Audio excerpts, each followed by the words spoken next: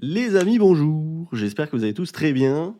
Aujourd'hui, petite vidéo d'update du Z Fold 7. Pour ceux qui suivent la chaîne, vous savez que j'ai le Z Fold 7 depuis sa sortie, que j'ai eu le Z Fold 6, pardon, le Z Fold 7 ici, le Z Fold 6 ici, depuis leur sortie respective. Je suis un utilisateur de Z Fold et j'aime énormément le format Fold. Et d'ailleurs, là, ça me fait un peu bizarre parce que je me filme et j'ai pas de retour visuel, donc je ne sais même pas si je filme bien.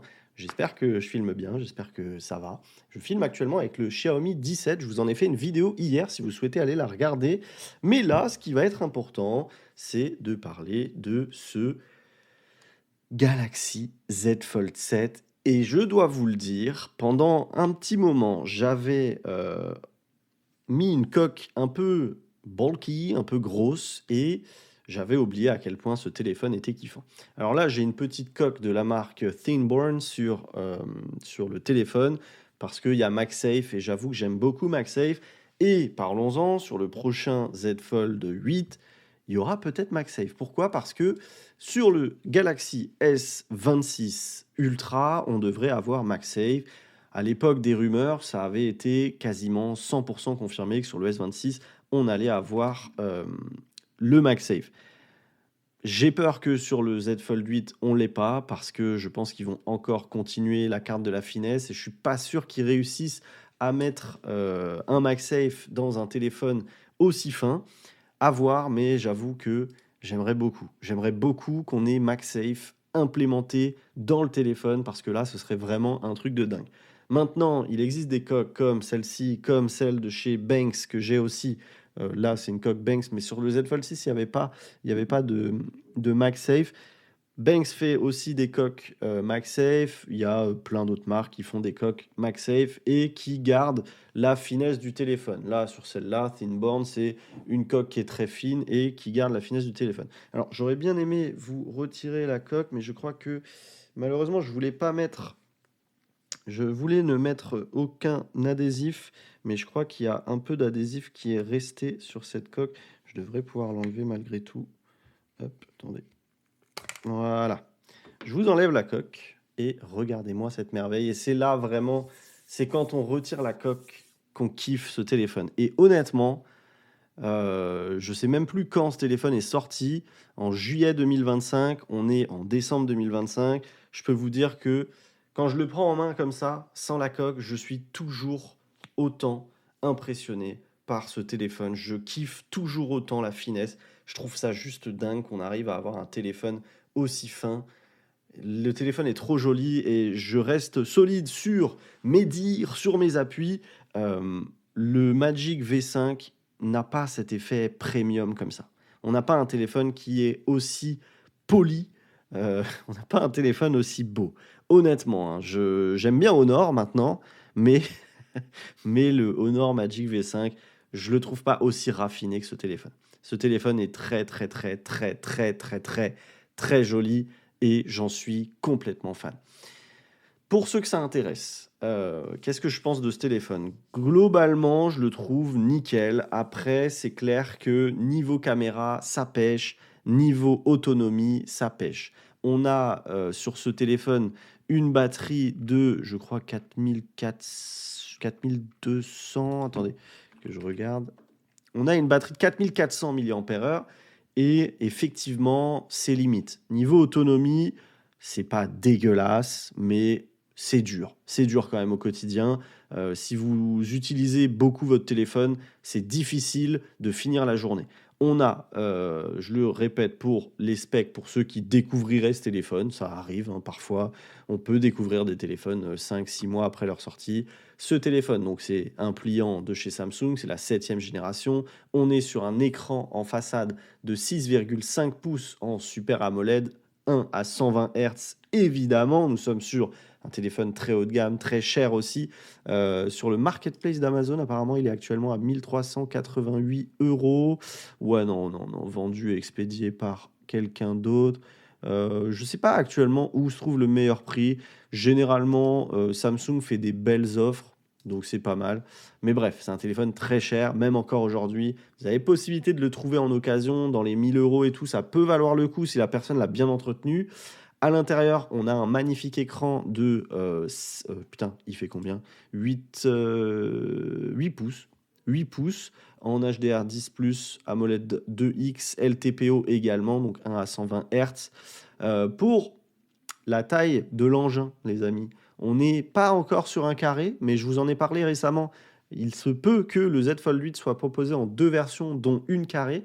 Là, actuellement, on est à 143 mm de largeur une fois ouvert, 158,4 mm de hauteur et 4,2, alors bien évidemment sans la caméra, 4,2 mm d'épaisseur. Donc c'est un truc de fou. Au niveau du Snapdragon, au niveau du processeur, on a un Snapdragon 8 Elite, donc qui est un peu à la ramasse quand même par rapport au Elite Gen 5 maintenant.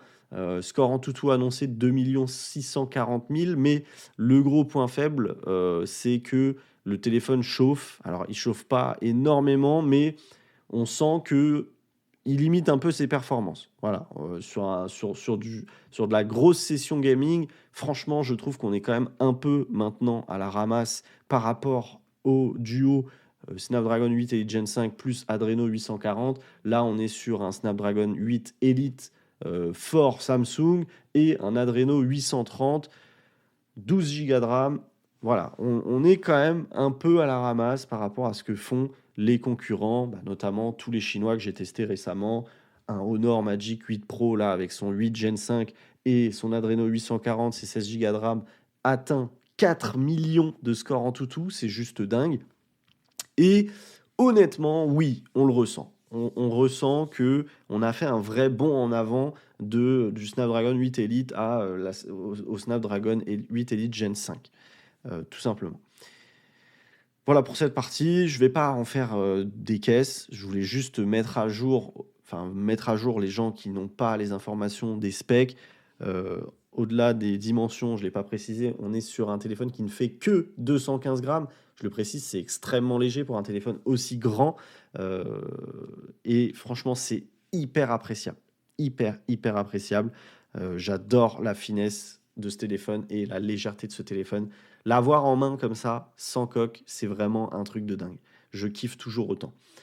L'écran à l'intérieur est en plastique. Alors, on a un écran de protection en plastique. Maintenant, honnêtement, je trouve pas ça gênant. La pliure, on la voit toujours. Alors, j'ai l'impression que la mienne n'est pas très visible. J'ai un autre Galaxy Z Fold 7 où je la trouve plus visible. La mienne n'est pas tellement visible, je trouve. Je ne sais pas si ça dépend d'un téléphone à l'autre ou si simplement c'est moi qui l'ai moins utilisé. C'est possible aussi. Avec le temps, hein, forcément, quand vous déballez le téléphone au début, la toute première fois, le téléphone déjà est livré ouvert dans sa boîte et au moment où vous ouvrez la boîte, vous avez aucune pliure quasiment. C'est assez impressionnant. Dès que vous le pliez une première fois, vous commencez à avoir une pliure. La pliure, les amis, n'est pas du tout un problème. Vraiment pas. Je vous assure, c'est les gens qui se mettent un stop à l'achat à cause de cette pliure, vraiment, sautez le pas et achetez-le. Voyez par vous-même, vous verrez qu'au quotidien, franchement, on oublie totalement qu'il y a une pliure. C'est pas du tout du marketing. Je le rappelle, je suis pas sponsorisé par la marque, etc. D'ailleurs, j'en profite. N'oubliez pas de liker cette vidéo, les amis, si vous aimez la vidéo, si vous voulez commenter, n'hésitez pas également à me dire ce que vous pensez de ce téléphone. Si vous l'avez, n'hésitez pas à donner votre avis hein, pour que les gens qui regardent la vidéo parce qu'ils sont intéressés par le téléphone puissent avoir d'autres avis que le mien. C'est toujours cool. N'hésitez pas à venir sur Discord aussi. Hein. Il y a plein de gens qui sont actifs sur le serveur Discord. Bref, voilà. N'oubliez pas de liker un peu. Ensuite, honnêtement, moi, je vous l'ai dit, toujours autant satisfait de ce téléphone, mais j'attends impatiemment la génération 8. Si vous n'êtes pas pressé, honnêtement, attendez la génération 8 parce que je pense qu'elle va être très, très sympa. Je pense qu'il va y avoir des belles améliorations. Malheureusement, je crois qu'on n'aura pas le S Pen sur le Galaxy Z Fold 8 non plus, parce que là, la prochaine étape de Samsung, ça va être d'intensifier la solidité de l'écran et, euh, et pardon, j'ai du collant sur le cadre, et de réduire les bords de l'écran, je crois. Je suis pas sûr. C'est des rumeurs, elles sont infondées, mais voilà, en tout cas, les rumeurs portent sur le fait que Samsung, la prochaine étape, c'est pas de ramener le stylet, c'est d'accroître la durabilité du téléphone et de continuer à proposer un smartphone plus fin, plus lourd, enfin plus fin, plus léger, plus résistant et plus premium. Voilà, tout simplement. Donc voilà, pour mon ressenti sur ce téléphone, je suis toujours, enfin franchement, je vous dis, c'est vraiment le fait de retirer la coque qui me fait kiffer ce téléphone.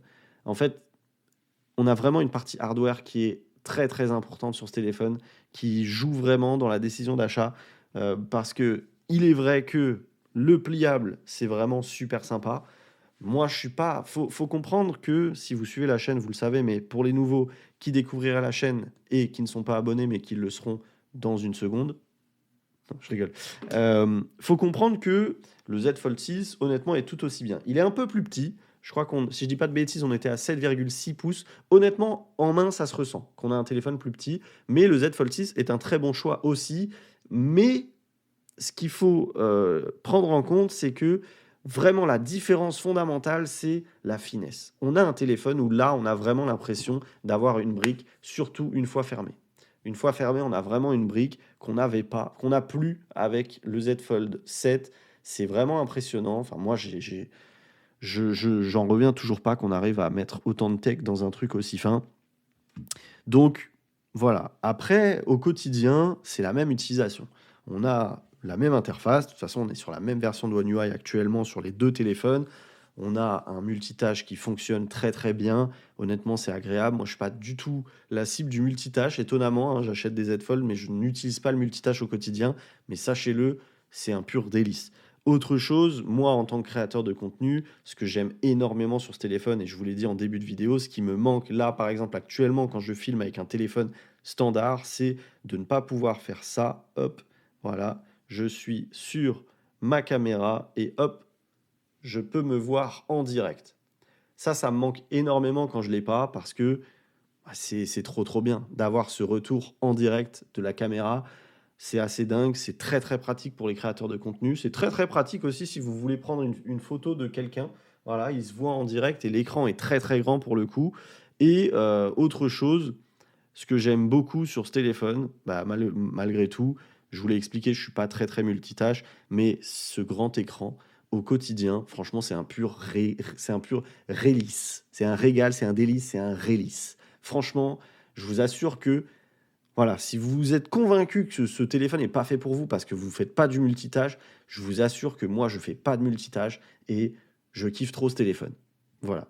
Euh, Autre raison, bon, moi, en tant que créateur de contenu, j'utilise beaucoup CapCut et j'avoue que c'est vachement sympa d'avoir une grande timeline et de voir sa vidéo en grand alors qu'on est en train d'éditer.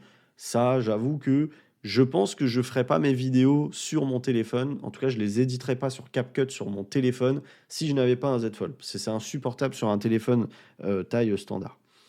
Voilà, mais grosso modo, je voulais vous faire cette petite et courte vidéo. Alors, on est à combien de temps de vidéo? On est à 14 minutes, voilà, c'est très bien. Je voulais vous faire cette courte vidéo pour vous faire une petite update tout simplement sur ce que je pense de ce téléphone. Est-ce que je suis déçu ou autre? Je vous dis, la seule déception que j'ai, c'est même pas une déception. Si j'ai une petite déception quand même, la batterie me dérange pas plus que ça, parce que moi je peux toujours recharger mon téléphone, donc ça me dérange pas plus que ça. La petite déception que j'ai par rapport au téléphone que j'ai aujourd'hui, comme un Honor Magic 8 Pro par exemple, ça va être la batterie. C'est vrai, ça va être le téléobjectif. C'est vrai que là, on est sur un téléobjectif x3 qui peut zoomer jusqu'à x30. Et c'est pas top. Franchement, il est pas top. Il est vraiment, vraiment pas top. C'est vraiment dommage. Mais ce que j'aime bien, et vous pouvez le voir là sur absolument toutes les vidéos, ce que j'aime bien et ce que je trouve au-dessus de tout le monde, c'est la partie vidéo.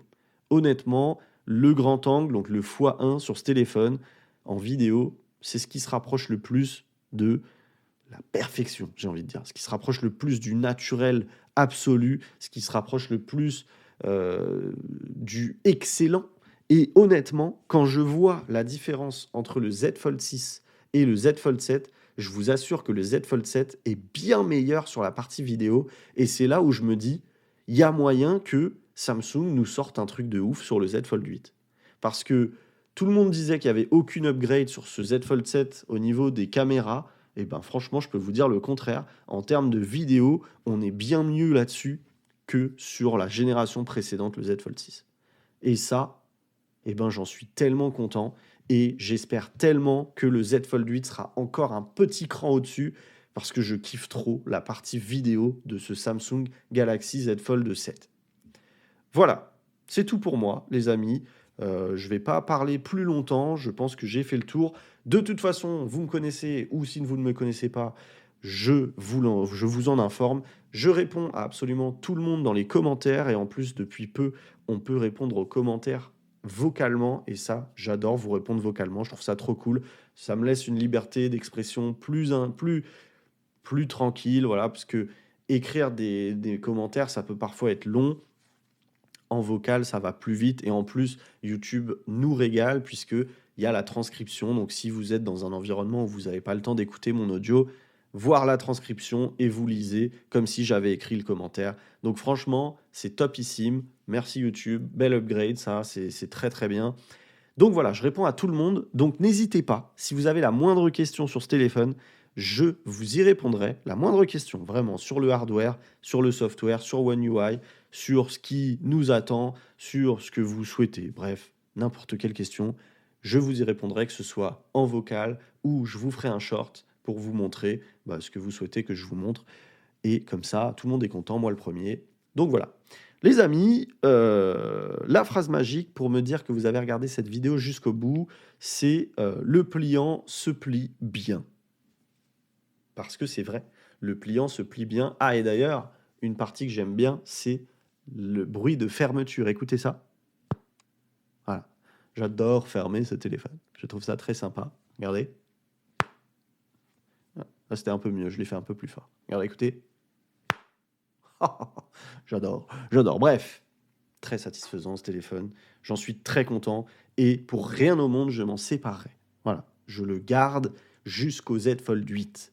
Je le remplacerai très probablement par le Z Fold 8, mais je kiffe. Je pense que j'aurai toujours un Z Fold à mes côtés. Honnêtement, excellent téléphone. J'adore et j'ai rien à dire. C'est trop top. J'adore ce téléphone. Donc voilà, je suis pas déçu. Comme je n'ai pas été déçu du Z Fold 6, mais honnêtement, le Z Fold 7, c'est une belle amélioration. C'est une très grosse amélioration. Et j'en suis hyper satisfait. Voilà, les amis, c'est tout pour moi. Je vous dis, ce téléphone, essayez de le trouver en occasion si vous souhaitez l'acheter.